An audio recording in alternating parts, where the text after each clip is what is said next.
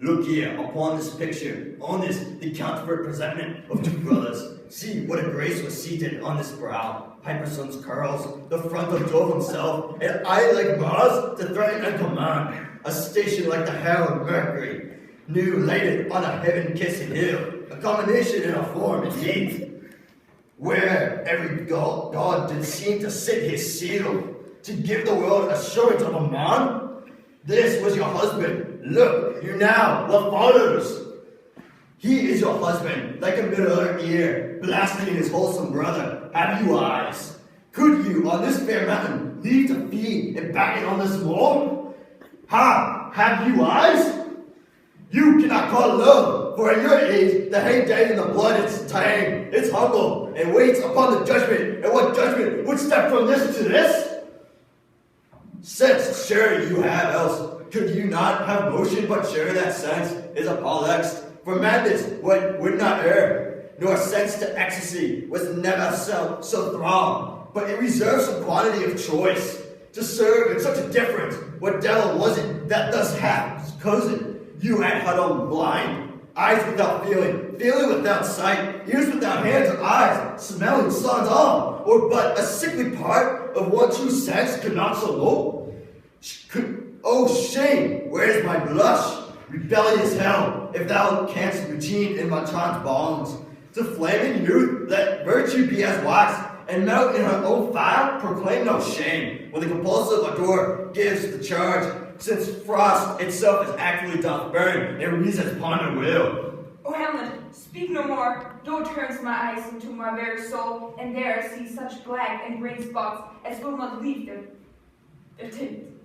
Nay, but to live is the rank sweat of an insult blood, stewed in corruption, honey in a naked love, or the nasty sty?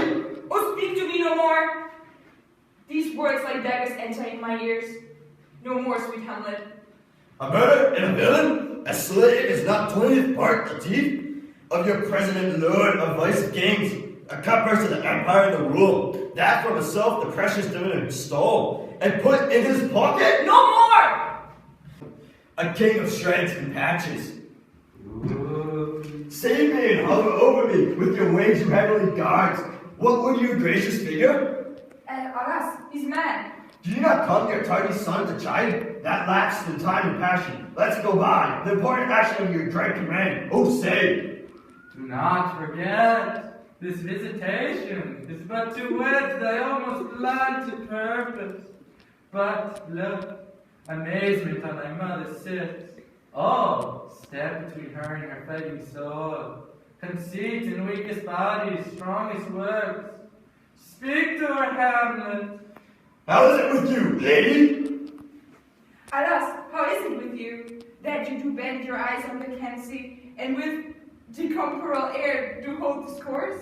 Forth at your eyes your spirits wildly peep, and as the sleeping soldiers in dull alarm, your bread and hair like life in excrements, start up and stand an end, O gentle sun. Upon the heat and flame of thy distemper, sprinkle cool patience, whereon do you look?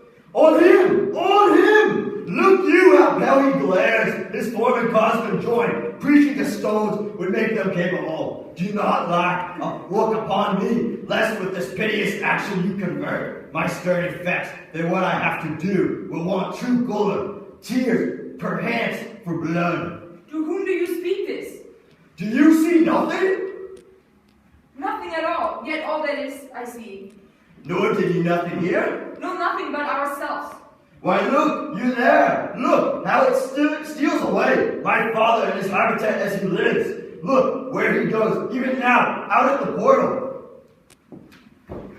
This is the very coinage of your brain. This bodiless creation, ecstasy is very cunning in. Ecstasy? My pulse is yours, doth purposely keep time. It makes a healthful music. It's not madness that I had uttered. Bring me to the test, and I matter where we were, which madness would gamble from. Mother for love of grace, lay not that marrying unction to your soul. That not your trespass, but my madness speaks. It will but skin and film the ulcer's place, whilst right corruption, mighty all within, infects unseen. Confess yourself to heaven. Repent what's past. Avoid what is to come. And do not spread the compost on the weeds to make them rancor. Forgive me, this is my virtue. For the fatness of this pursy times, virtue itself of vice must pardon men. Yeah, curb and woo for leave to do of good. Oh, Hamlet, thou hast cleft my heart in twain. Oh, throw away the worst part of it, and live the pure with the other half. Good night, but go not to mine uncle's bed. Assume a virtue, if you have it not, that monster custom, who all sense doth thee. That was it.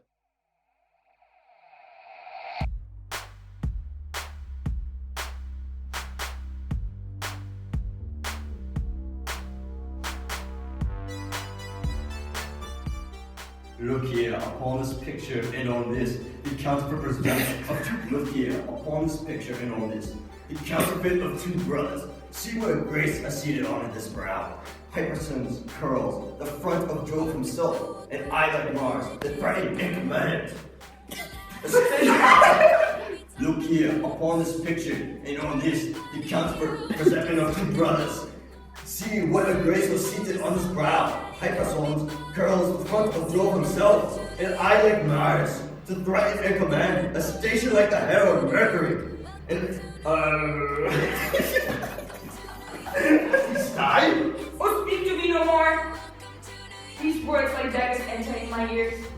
No more, sweet Hamlet.